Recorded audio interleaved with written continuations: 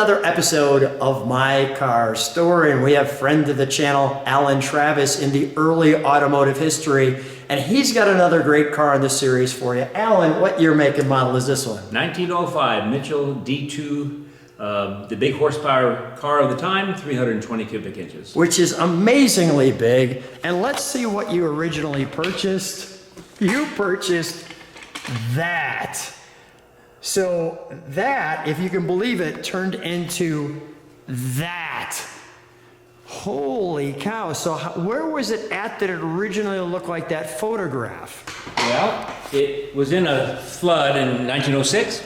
Okay. And it was the first car in the town, and the town wanted that car repaired because it was historically important to the town. So the family took it out of the flood 4 months later, put it in their basement. It stayed there until 1991, till I got it, and they were extremely happy that somebody was going to restore their car and put it back on the road.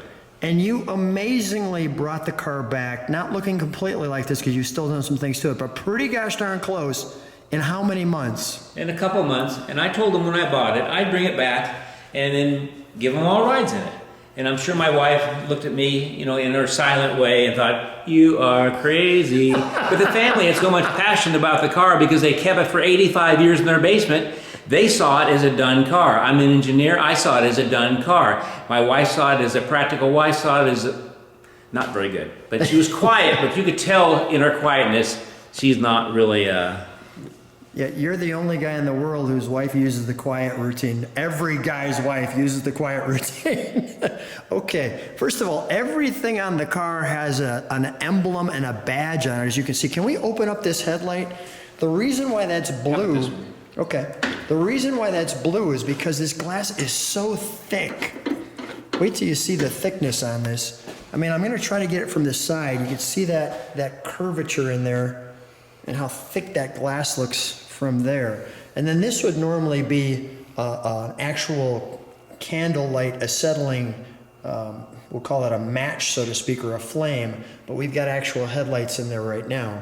And the amazing thing with this car is obviously it's completely cleaned brass, which is unique for Alan because usually you wouldn't see one of his cars clean because you're usually racing these things or driving. Also about cleaning brass, you can only clean a brass 10 or 15 times in its whole lifetime, because every time you clean it, you take material away, and then you ruin it. And you wouldn't see any of the details. The details that we have. So let me, while you're closing that, I'm going to show the side of the car. And this car's a tall car. This is about 7.5 feet tall. Alan's 6 feet tall, as it gives you some comparison right there. And one of the badgings that you'll see, which is kind of interesting to me, is you can even see underneath the wheel, you have another badge there too. Hopefully I'm getting that okay. Like so. I'm gonna do that. This side obviously has a spare tire, the other side doesn't. You can see the Michelin there. Now what do we have up here? This is for the headlights. Yeah, that's a carbide generator. You mix water and carbide pellets, and by the water dropping on the pellets generates acetylene gas, which provides the fuel for the flame in the headlight. And here we have the bugle horn. Can you squeeze that for a second? Uh-huh. And while we're squeezing that, you're going to see something on the other side. There's your bugle horn. We've got something on the other side that's a little special treat for you as well. And these headlights were an option, by the way, and even the road lights, right? Right. The headlights were $195, and if you vary the money, that's like 100 times, so it'd be $20,000 for the headlights. Oh, expensive accessory. Speaking of, as we're coming up here in expensive accessories, I'm going to have you hold that for just a second. Okay. Well, I can adjust that. Tell me about this windscreen. Well, this windscreen is an original 1905 windscreen made by the only company at the time to make them, and the only cars that could even have a windscreen were the high horsepower cars that would go really fast, because most of the cars would go 20 miles an hour, so it's very rare to even have one with a windscreen. Right, and then we have the top, and you'll see that there's another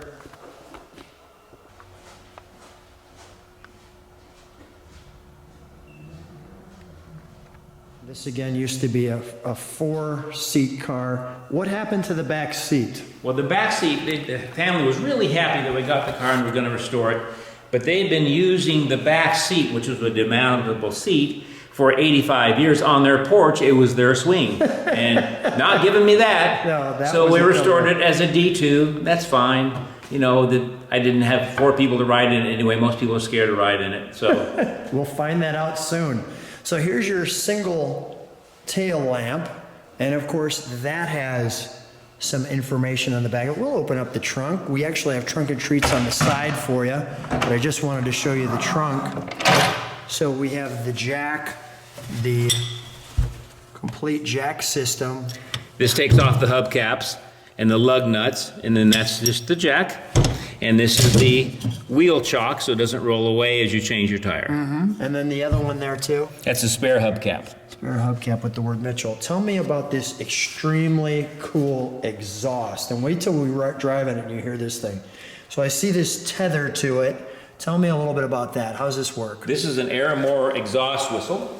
So as you drive down the road without engaging it, the exhaust simply comes out of here. But as you drive, So show that on that side. as you drive with a 320 cubic inch motor, Yeah. you can modulate this pedal. So keep doing that. I want to as you show how this modulate works. this pedal, you change your sound, and you can make it exactly sound like a train. Not kind of like, and you'll find that out as we go. Really sounds like a train. Really sound like a train. That we'd show you the back of the car, but I wanted to show you this differential because Alan shared something unique with me. Tell me about this. The differentials from 1904 and back were basically chain drive. This is a big motor, and it's got a shaft drive and a rear differential, but it's a very early one of those, so it's made out of bronze. The whole main casing is bronze, and you can run it down the road without the aluminum cover plate on it, which you would never do that in normal rear end. No. And then these axle shafts are steel, Got it. and they're simply not threaded, but round inside of this, and these are the pins to lock it in place. Got it. And every 50 years you need to take the pin out, put another pin on, because sooner or later it'll work a little bit. Got it. And is this a torsion bar across the bottom of it? Yeah, it's just for more strength. Got it. So that way it's a 3-point connection, so you can put a jack under it safely, and it doesn't put undue stress on the rear end. Got it. And anything with the braking that I need to know? Nope. Got it. Okay, very good. And here was the original owner. Here was his grandson, right here. There he is standing on the sideboard right here. This is a postcard at the time showing the car in the flood in the town. And then here is Alan brought it back, and that's the grandson and his wife in the car. And this, this is actually 1904. I'm gonna be very gentle, but if you look, I might be able to get the angle. You could see the metallic-like words Mitchell in there as well.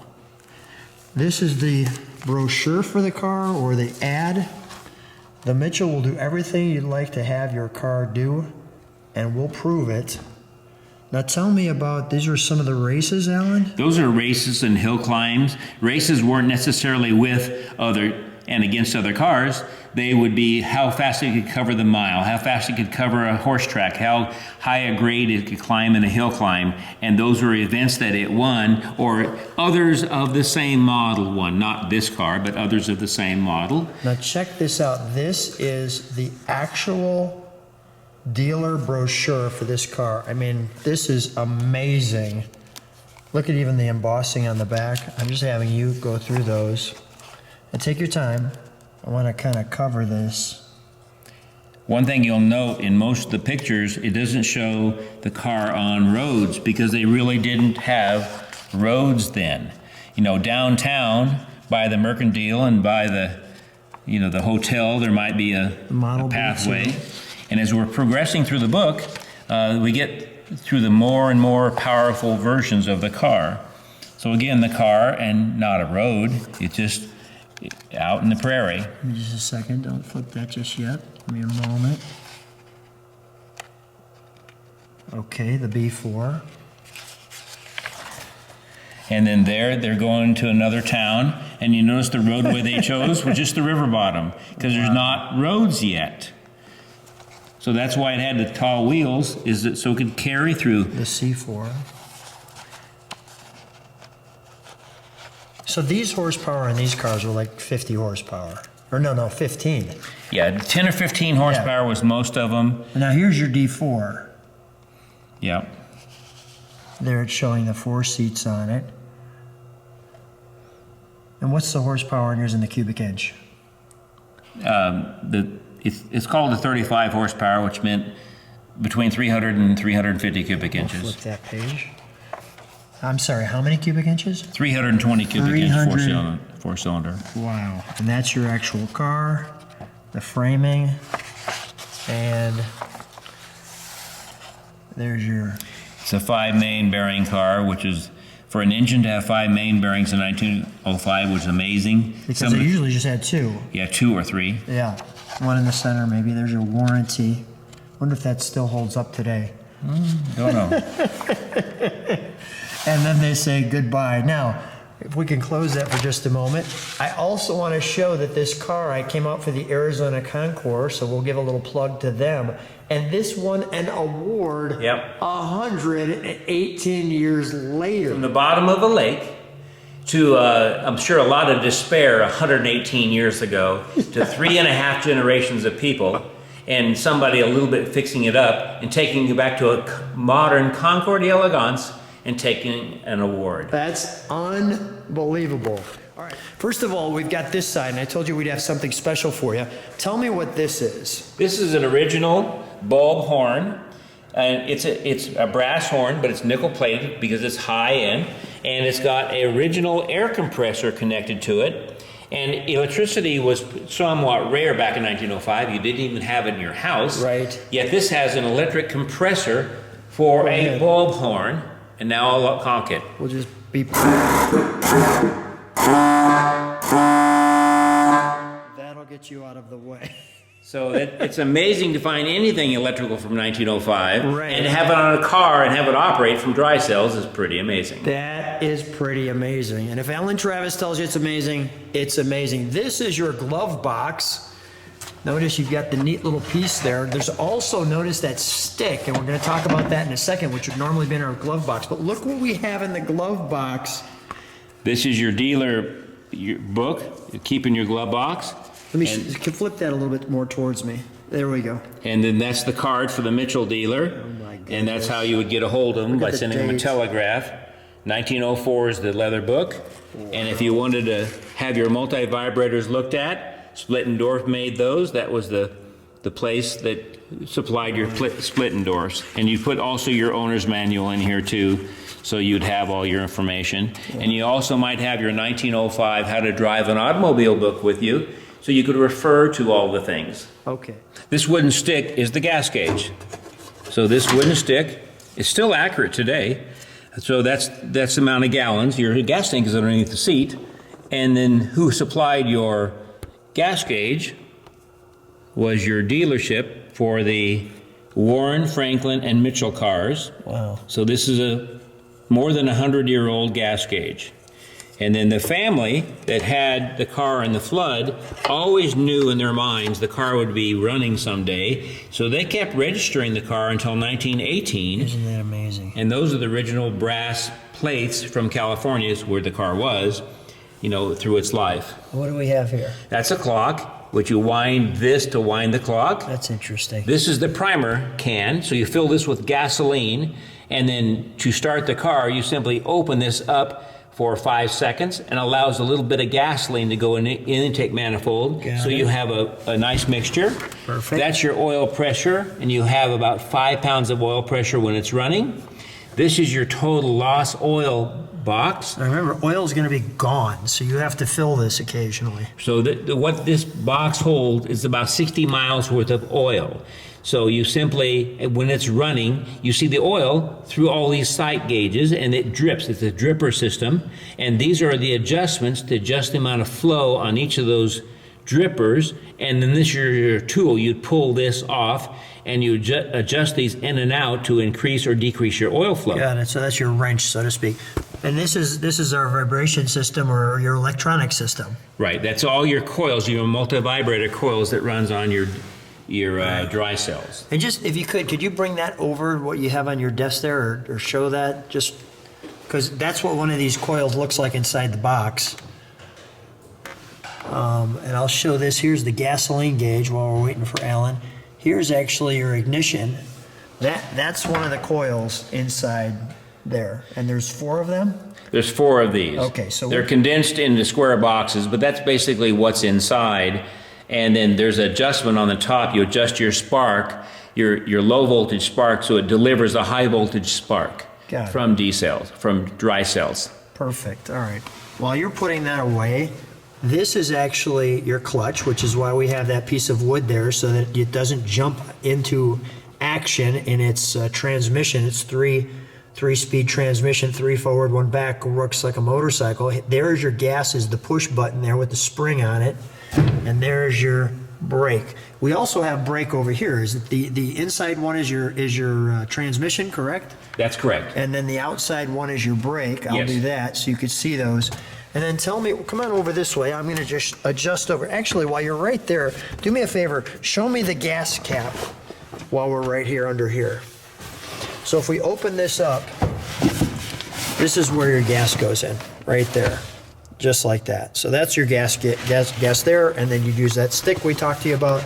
And now that I'm in the driver's seat, if you will, you could see here. Come on along to the other side, Alan. I want to show them some of these things.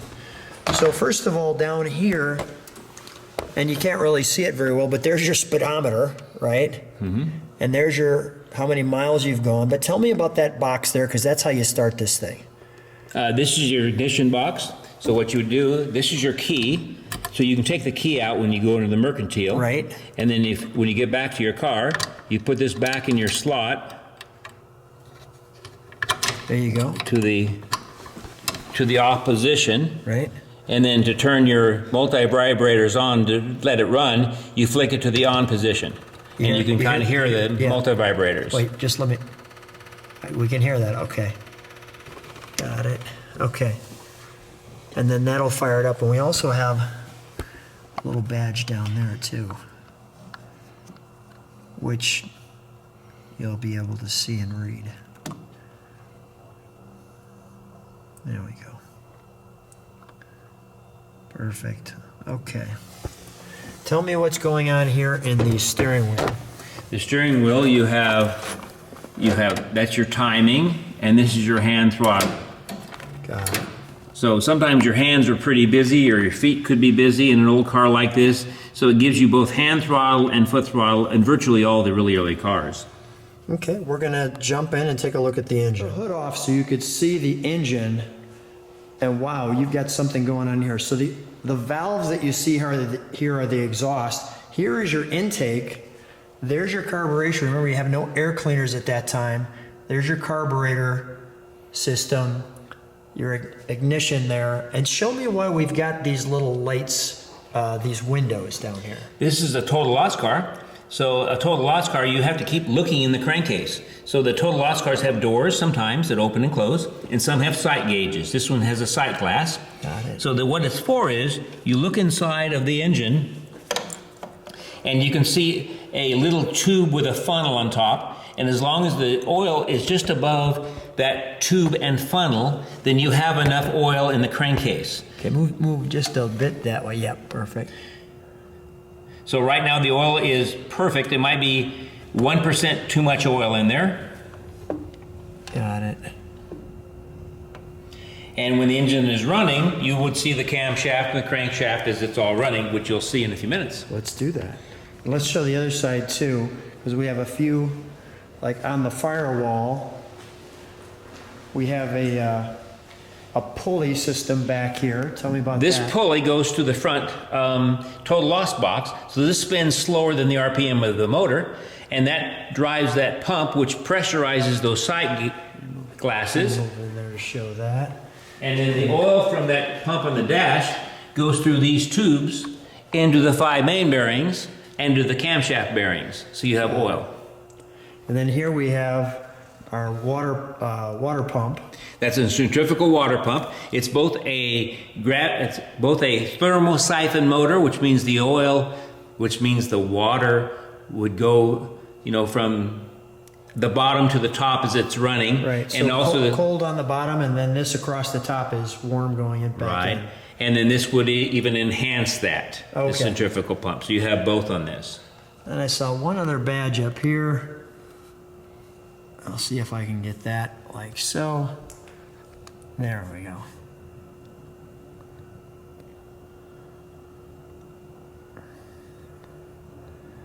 The Bryant body. If I get that just right, there we go. Oh, I think it's time to fire it up. Okay.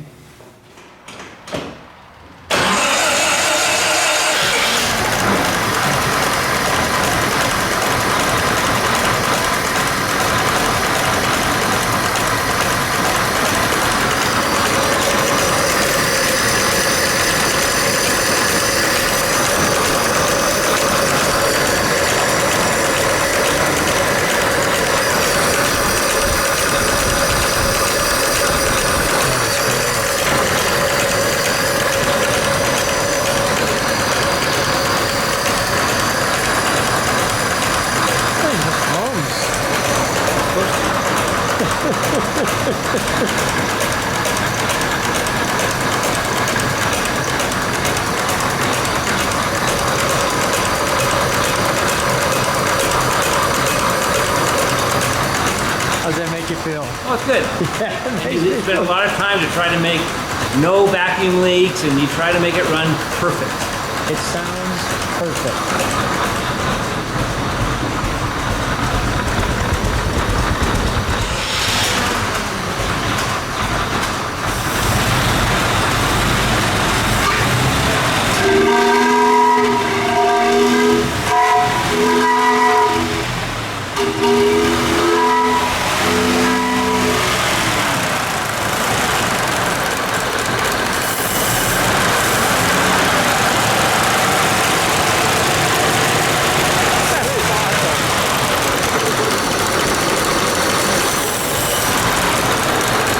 I think it's time for us to take it for a ride. All right. To get a ride in one of the oldest cars in the world. Alan Travis, ready for our ride. So let me jump in with you. There's a little bit of a maneuver to do that. How you feeling when you drive this? It's fun. Let's go have some fun, all right? First of all, I gotta say, it feels kind of safe. Yeah. I don't know if it's that it's so big or what. Let me show people kind of like what it's like in this. Like I'm well bolstered in. I don't feel like I'm gonna fall out. Now tell me what you're doing. Just putting it in high gear. We're in high gear. We can lug it. We have speed bumps, which is a problem, but you just deal with it. But it's got a big enough motor that we can lug it, and it'll even go 10 or 15 mile an hour in high gear, and it'll go 60 mile an hour in high gear. And if we see a car across the tracks, How awesome is that? When was the first year you collected a car? well, in the 50s I started collecting pictures of cars in the Okay. 50s, and the first cars I actually had were probably in the 70s. So when was the first old car? What was the very first one? Wasn't that old. It was a 1936 Ford, but I guess that's kind of old. Yeah. That's 90 years old today. When did you decide to be the historian for all antique automobiles? When I started doing the Great American Race, I would collect all the books and magazines I could written in the day. Yeah. And once you get about 8,500 of those books and magazines, and you keep reading and reading, you're encouraged to get what they wanted to get back then. That's what I did. You get to be kind of an expert. Got it. Got some people waving to us. Take a look at that backdrop. Not too shabby.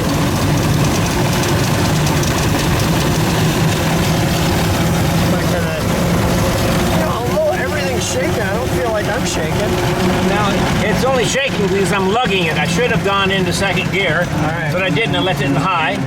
But it'll pull out of high just fine. Do you need me to teach you how to drive it or anything? Or? No. I think you got it? Okay. So you go with second? Now we're second. All right. Oh, I can feel that torque. What's more torque?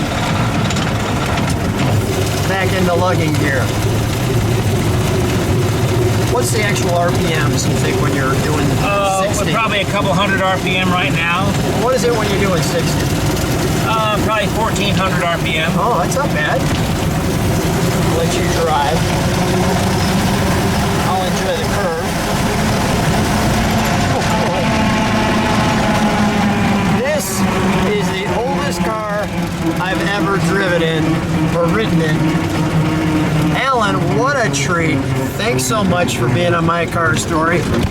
I love the fact that we're doing this early automotive history, and I hope everybody's getting a chance to learn something. I know I am. Thanks, Alan. Well, thank you very much. You're welcome.